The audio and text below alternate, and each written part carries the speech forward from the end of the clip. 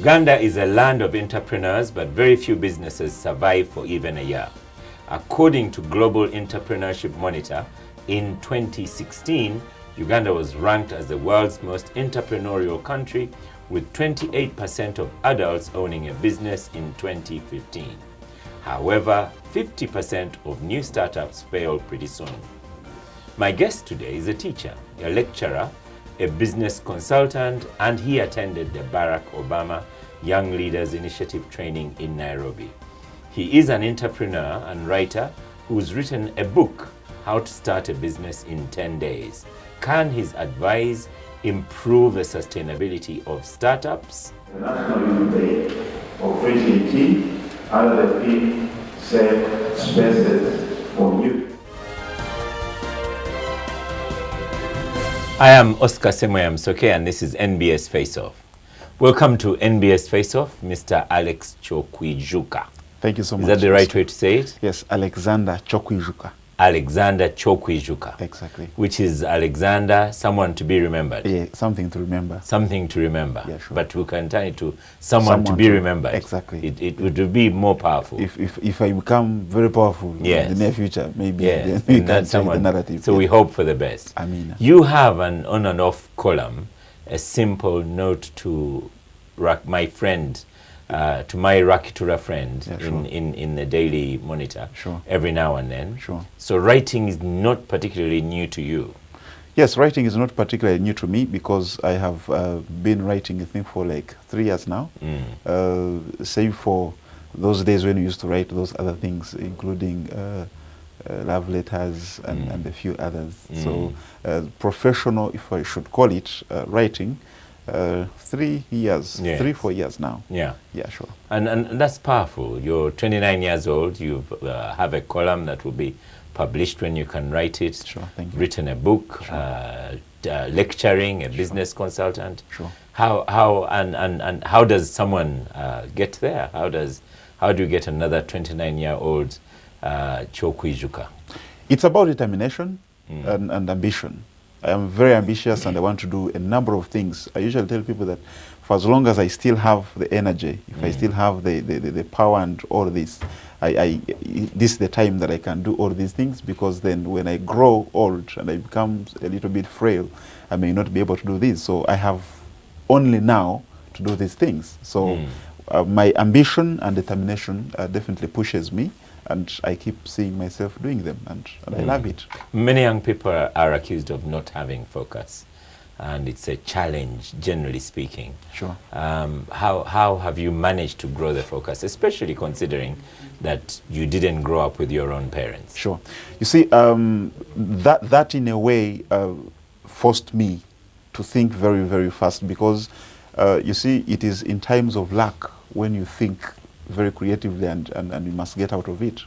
So I happen to have, like you mentioned, when I lost my parents, I grew up in a kind of situation that was not appeasing, commuting from family to family, and sometimes staying at school when others have gone home. So through those, I made sure that I have to think very, very, very quickly a way out, and I have to make my own me, not that I'm going to be there and then wait for some other person to, to take me through this and the other. So at the end of the day, it is either you focus or you perish. Yeah.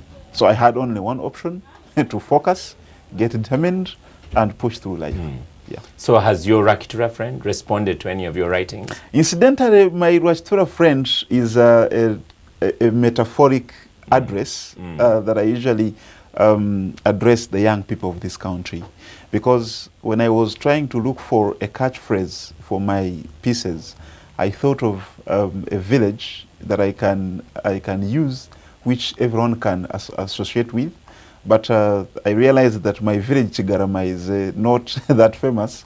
So I had to look for a famous village I can tag my pieces to, so that when someone sees it, they pick the interest to read, and they'll be able to But pick by the implication, message. many people think of Rakitura That is Friend very true. as And the one person we all know from yes, Rakitura. and that's very true, because some people have even asked me, why are you disturbing Muse? And I keep telling them, my Rakitura Friend is not necessarily the person of the president. Yes. My Rakitura Friend is every other young person. But the person of the president hasn't caught your eye.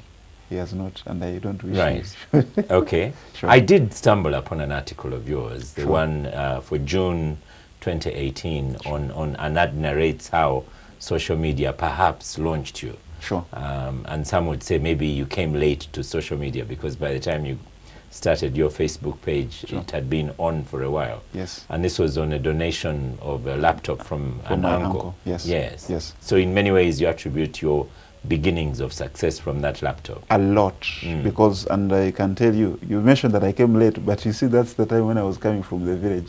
I was coming to Kampala, and that was my first time to interface with internet and social media. But like you mentioned, I think that social media is one thing that has given me a mileage. It has empowered me, because even when I mentioned about writing, before I thought of writing to Daily Monitor or New Vision or whatever, I used to write on Facebook. And when someone can follow my Facebook pages and all that, you'll see a lot of ideas I used to share. And sometimes I also read them and I'm like, okay, what exactly was I thinking about this time? Yes. So it you know, there's a way it gives you the power to express yourself, well knowing that no one is actually looking at you or even threatening you. So it gives you that leverage that you can comfortably share your opinions, share whatever you want to share, and it somehow empowers you. So I attribute my getting launched to And then how did you get to Daily Monitor? Just like any other person, I just randomly sent my pieces to Daily Monitor, and they picked interest.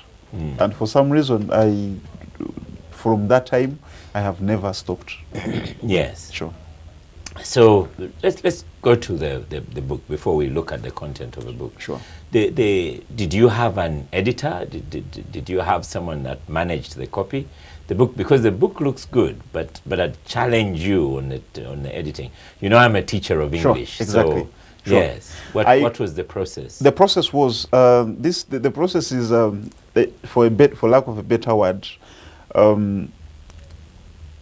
When I came up with an idea of writing a book, all I wanted was the book to get out there. Of course, I spoke to a number of people, you know, how do we get this out? How do we get this going? And they were telling me very many things, huge processes. And I said, hey, boss, look here. What I want is a book to go out there, and people read the message and can help them, inspire those and guide those that can. Yeah.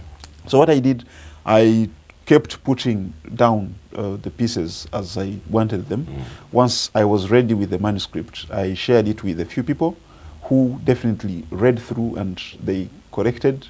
And I was running a little bit late, and I said, hey, for as long as I can get one person who I trust, who will read this book and tell me that the book is a good product for public consumption, I will have it out. It is strong on message, but Thank you. it is the technical aspects Exactly. that I So challenge you on. Exactly. Yes. So I made sure that at least I engaged a professor who is well exposed in business, startup, and incubation.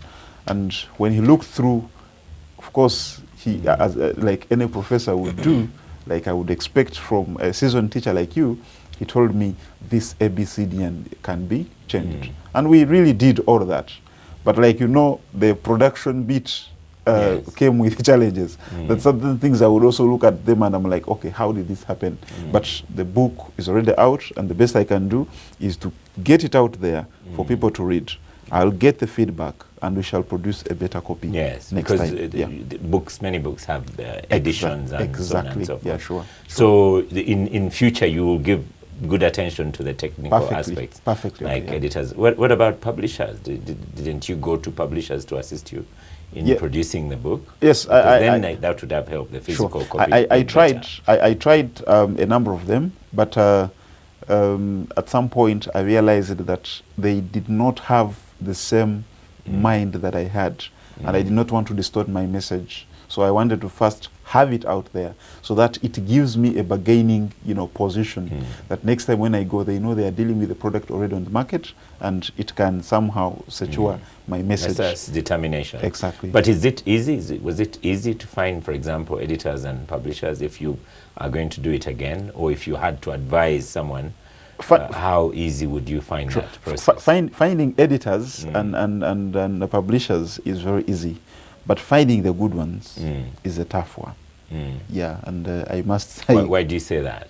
Because everyone out there will tell you that I can edit your book, I can publish your book. Yeah, but definitely... And that's the good effect ones. of social media. Now we have so many writers. Exactly. But getting one who is good, who is going to do a good job, is a tough one because they are very scarce. Yeah. Given also our reading culture and publishing culture and writing culture, you'll be sure that there are not very many. Yeah. Okay. Yeah. Let's stop for a break, and after the break we'll go into the book itself. Sure.